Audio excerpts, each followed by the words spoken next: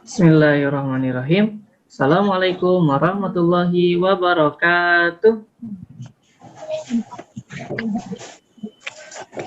Waalaikumsalam warahmatullahi wabarakatuh. Bagaimana kabar kalian ya hari ini? Sehat?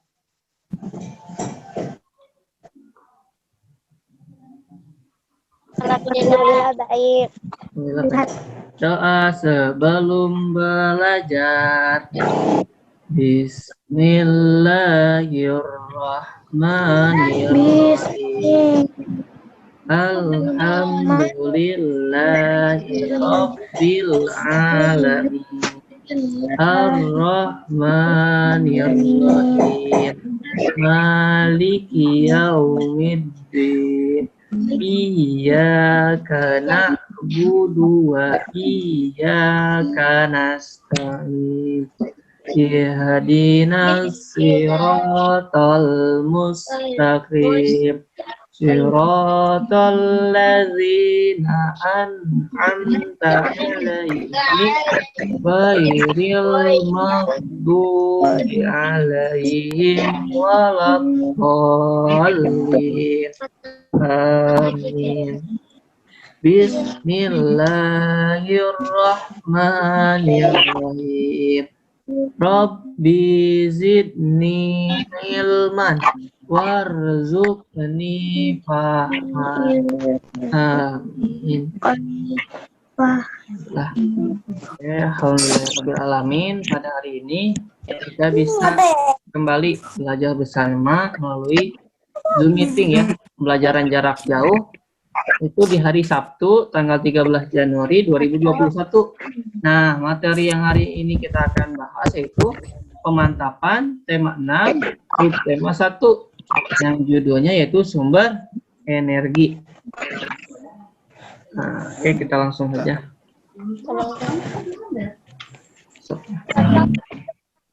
Nah, bisa dilihat di sini layarnya? Bisa. Bisa ya. Di sini ada keterangan. Ada keterangan bahwa kalau 1 tahun itu sama dengan 12 bulan ya. 12 bulan. Nah, di sini pun ada nama-nama bulannya. Boleh dibacakan bulan ke-1 sampai bulan ke-12. Ada Januari. Selanjutnya bulan kedua Februari. Bulan ketiga Maret. Bulan keempat April. Oke, bulan kelima Mei. Bulan keenam Juni. Bulan ketujuh Juli. Bulan ke-8 Agustus. 9 September 10 Oktober 12 November. Dan yang terakhir 12 adalah Desember. Bisa hafal nggak untuk bulan ini? 12 bulan ini hafal? Januari, Februari, Maret, April, Mei, Juni, Juli, Agustus, September, Oktober, November, Desember. Nah, itu selama 1 tahun itu 1 tahun ada 12 bulan. Nah, di sini ada keterangan lain. Keterangan lain yaitu dalam 1 minggu sama dengan 7 hari. 1 minggu itu sama dengan 7 hari. Oke. Yang ke-1 di sini ada hari Senin ya. Senin, Selasa, Rabu, Kamis, Jumat, Sabtu, dan Minggu. Oke, betul. Apa ya? Untuk sampai sini. Nah, di kala pembelajaran Zoom meeting aku hari Senin juga, kita belajar tentang tahun, hari, bulan, dan waktu. Nah, selanjutnya di sini ada keterangan waktu. Mengingat kembali di pembelajaran semester 1. Kemarin ada sedikit lupa nih di waktu hari Senin. Nah, hari ini kita ingat-ingat kembali. Nah, di sini ada keterangan. Bisa dilihat ya, ada 2 jam. Nah, jam ke-1 menunjukkan pukul 11.30 ya. 11.30. Nah, keterangannya di sini ada. Keterangannya jarum pendeknya terletak di angka di antara angka 11 dan 12 ya. Jadi di antara angka 11 dan 12. Jadi di tengah-tengah. Nah, sedangkan jarum panjangnya terletak pada angka 6. Jadi ini dibacanya pukul 11.30. Ya, kalau di tengah-tengah ini berarti jam 11.30. Oke, kalau ada lagi keterangan yang kedua. Di gambar kedua di sini. Nah, Jawabannya 14. nah, betul. Menunjukkan pukul 14 ya. 14.00. Ya, 14.00 berarti 14. Nah, kita lihat keterangannya di sini. Jarum pendeknya di angka 2. 4 di angka 2. Sedangkan jarum panjangnya yaitu di angka 12. Jadi, bila kita melihat jam seperti ini berarti menentukan pukul 14.00. Ya, atau sama dengan pukul 2 siang. Nah, kalau jam 14 itu jam 2 siang. Karena kan kalau di sini kan ada semua angka sampai angka 12 ya. Berarti kalau ke angka 1 setelah jam 12, bila ke angka 1 itu pukul 13. Kalau ke angka 2 berarti 14. 15. Nah, 16 ke angka 4. 17 ke angka 5, 18 ke angka 6, ya itu. Terus ke angka 7 berapa? 19. Ke angka 8 90. berapa? 90. 90. Betul? 20 ya. 20. Kalau Salah. Nanti kalau 20 itu menentukan jam berapa? Sama dengan jam berapa? Salah. Jam 8 malam ya. Jam 8 malam kalau jam 20 itu. Selanjutnya kalau ke angka 9 berarti jam 21. Sama dengan jam 9 malam. Kalau jam 10 malam berarti sama dengan jam 22. Kalau ke angka 11 malam 23. Jam 12 malam 24. 24.00 atau balik lagi ya, berarti setelah jam 12 malam balik lagi kita menghitungnya nggak usah 25 tapi balik lagi ke angka 1 berarti jam 1 karena dalam satu hari itu ada berapa jam satu hari? 24 jam ya. Dalam satu hari itu ada 24 jam. Berarti kalau di jam 12 malam balik lagi ke jam 1. Bisa dipahami untuk menentukan waktu? Masya hafal. Ya, insyaallah. Oke, kita lanjut. Nah, di sini ada keterangan dan ada soal juga. Coba kita lihat dulu contoh soalnya. Nah, di sini ada keterangan soal. Siti bangun tidur pukul 5 pagi. Nah, bangun tidurnya jam 5 pagi ya. Lalu kemudian Siti mandi, ibadah, dan melakukan persiapan berangkat ke sekolah. Kegiatan itu berlangsung selama 1 jam. Jadi dari Siti bangun jam 5, terus 1 jam itu dipakai buat mandi, ibadah, persiapan berangkat sekolah. Nah, itu selama 1 jam. Berarti Siti selesai atau siap untuk berangkat ke sekolah yaitu pukul 6 pagi ya. Karena dari jam 5 terus kegiatan aktivitasnya 1 jam berarti selesainya bakal pukul 6 pagi.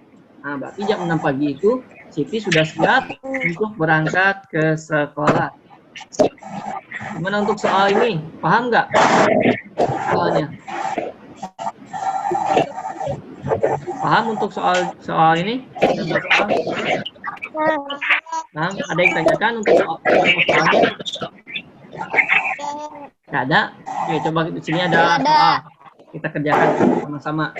Nah, di sini mulai kegiatannya pukul 7 pagi. Mulai kegiatannya pukul 7 pagi. Lalu selesai kegiatannya itu pukul 11.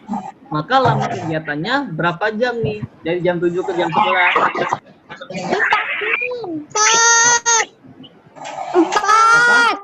4, betul? 4 ya?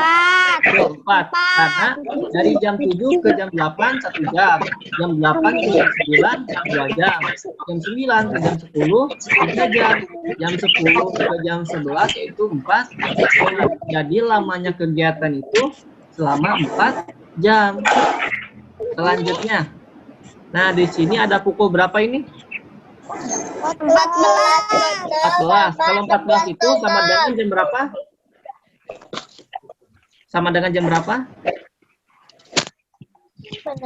Jam 2 ya, jam 2 siang. Sama dengan jam 2 siang. Kalau pukul 16, sama dengan jam berapa?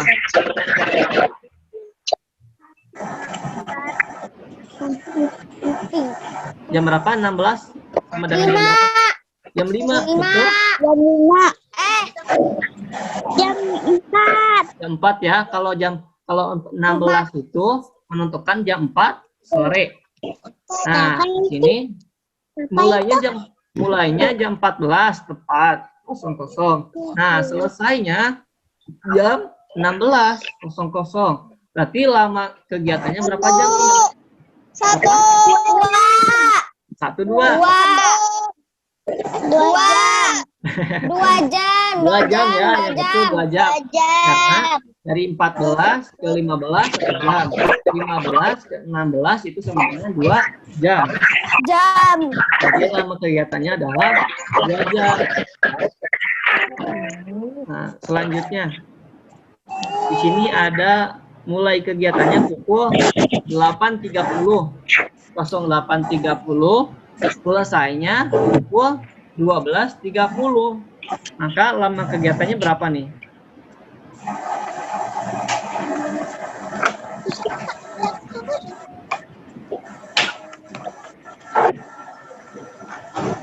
Lima jam. 5 jam, betul? Betul. 5 jam. 5 jam. 8.30 sampai 12.30. 5 jam, woi. Oke, betul? 5 jam ya. Coba kita 5 jam, hitung. woi. Coba kita hitung. 8.30 selesainya jam 12.30. Oke, kita hitung coba. Kalau 8.30 ke 9.30 itu 1 jam. 8.30 sampai 9.30 itu 1 jam. Lalu 9.30 sampai 10.30 itu 2 jam. 10.30 sampai 11.30 itu adalah 3 jam. 11.30 sampai 12.30 itu adalah 4 jam. Jadi yang betul adalah 4 jam. 4 jam. Yang betul 4 yang betul adalah 4 jam ya. Yang betul 4 jam. Betul? Menghitung tidak? 8.30 ke 9.30 1 jam. 9.30 sampai 10.30 2 jam. 10.30 sampai 11.30 itu 3 jam. 11.30 sampai 12.30 itu 4 jam. Jadi lama kegiatannya yaitu adalah 4 jam. Oke. Selanjutnya nih. Selanjutnya 15.00. Nah, kalau 15.00 itu sama dengan jam berapa? 15.00 sama dengan jam berapa? 2 jam 30 menit. Nah, bentar. 2 jam. Oke, sebentar. Kalau 15 kalau 15.00 itu sama dengan jam berapa? Jam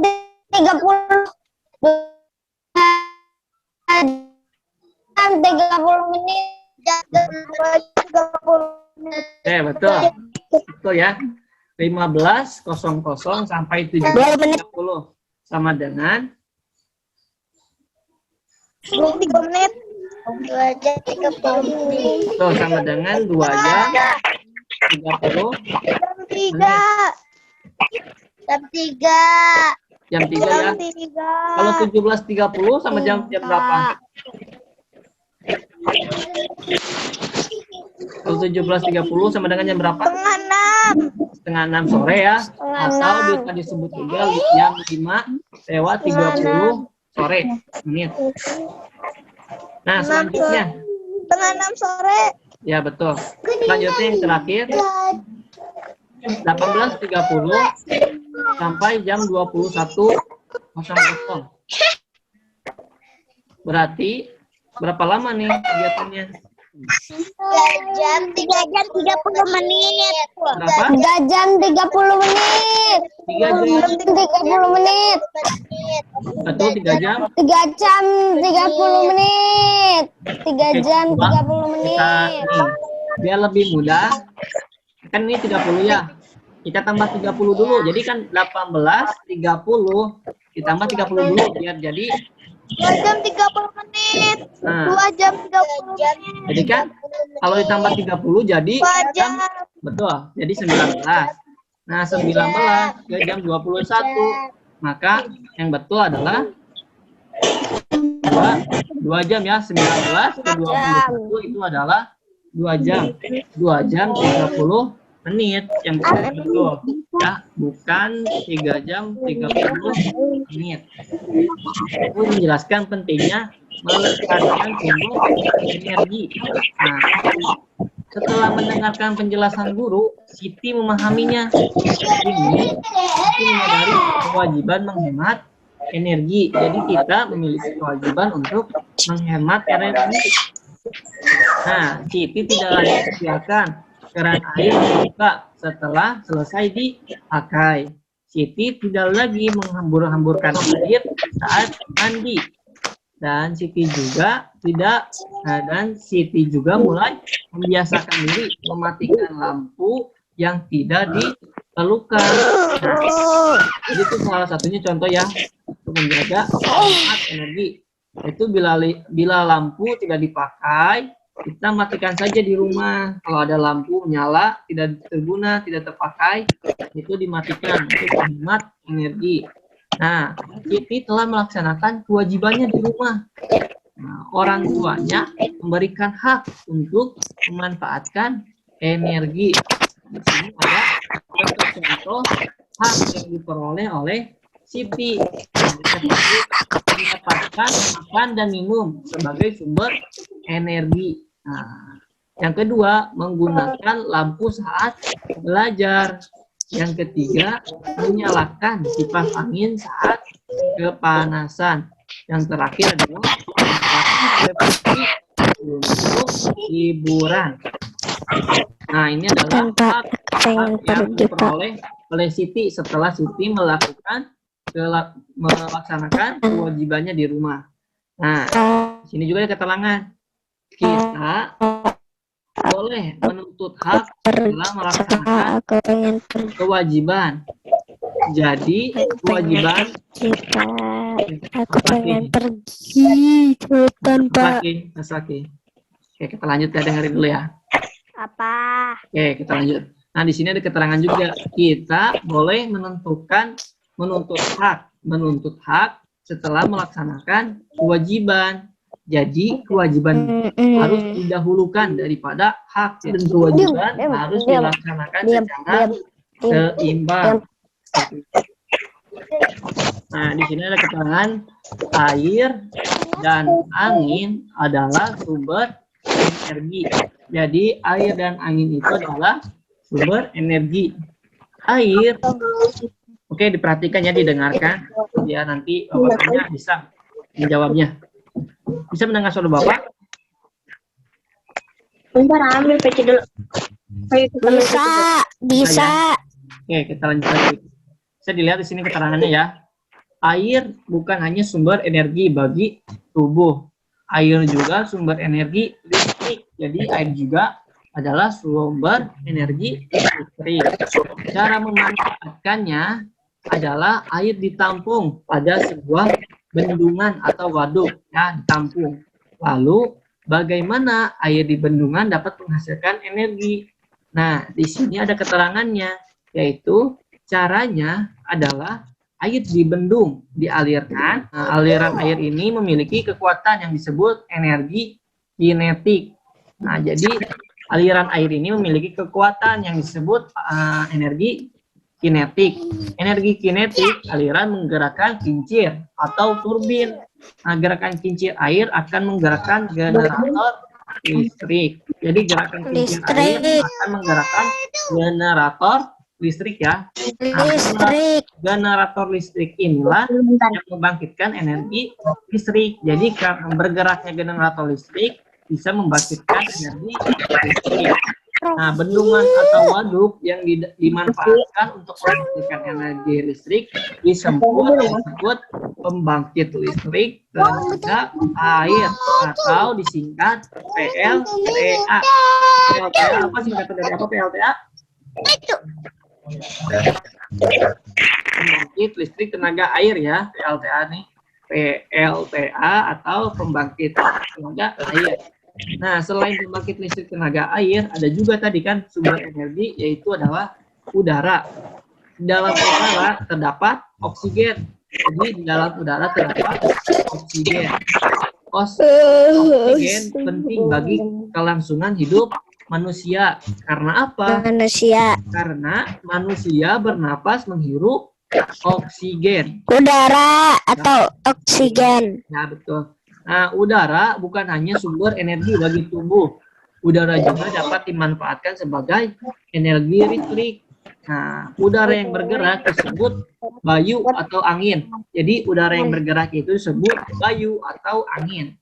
Nah, bayu atau angin ini memiliki energi kinetik juga, sama ya, memiliki energi kinetik.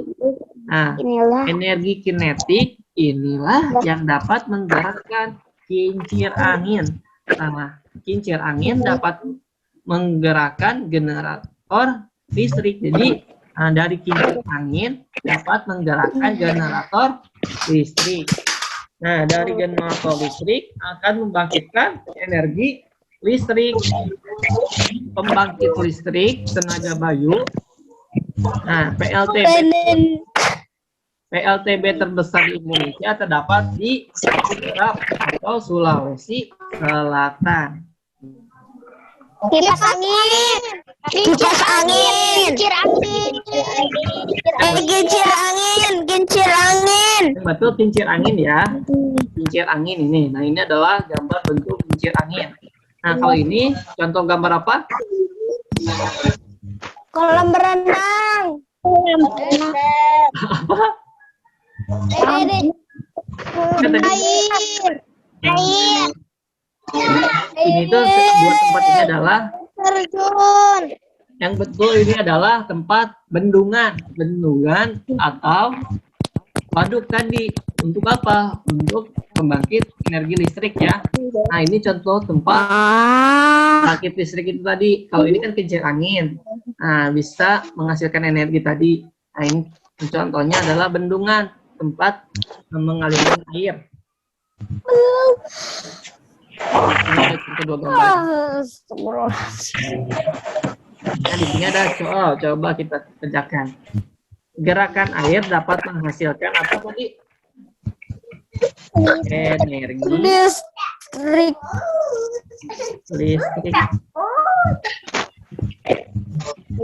Nah, kincir angin dapat menggerakkan apa? Listrik.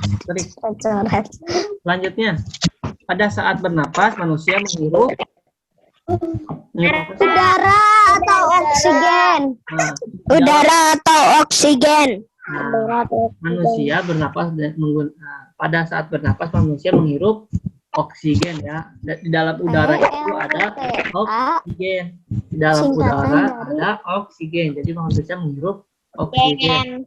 Nah, PLTA singkatan dari Pembangkit listrik tenaga air. Betul. Nah, betul ya. PLTA atau disebut juga pembangkit listrik tenaga air. Pembangkit listrik tenaga air. Paham? Tenaga air. Tenaga air. Iya. Oke, yang terakhir sumber energi terbesar di bumi. Ada yang tahu nggak apa? Sumber energi terbesar di bumi adalah Ada yang tahu? matahari. Betul. Adalah Matahari. Matahari ya. Matahari. Sumber energi yang terbesar di bumi itu adalah matahari. Jadi matahari adalah sumber energi terbesar di bumi. Nah, materi sampai sini sudah habis nih. Kira-kira ada yang tanyakan? Tidak. Tidak? Bisa dipahami? Mengerti. Alhamdulillah ya. Yang hadir hari ini ada 9 orang. Alhamdulillah cukup banyak. Bapak ucapkan terima kasih banyak untuk yang telah mengikuti pembelajaran melalui via Zoom hari ini. Oke, kalau tidak ada yang tanyakan, mari kita akhiri pembelajaran hari ini dengan bacaan doa bersama-sama ya. Oke, sebelum akhir pembelajaran hari ini, marilah kita membaca doa bersama-sama. Doa setelah belajar. Bismillahirrahmanirrahim. Wal asr innal insana lafi khusr illal ladzina amanu wa amilus solihati wa tawasaw bis haqqi wa tawasaw bis sabr. Doa penutup majelis. Subhanaka Allahumma wa bihamdika asyhadu an la ilaha illa anta astaghfiruka wa atubu ilaik. Cukup sekian pembelajaran hari ini. Bapak ucapkan terima kasih banyak. Assalamualaikum warahmatullahi wabarakatuh. Waalaikumsalam warahmatullahi wabarakatuh.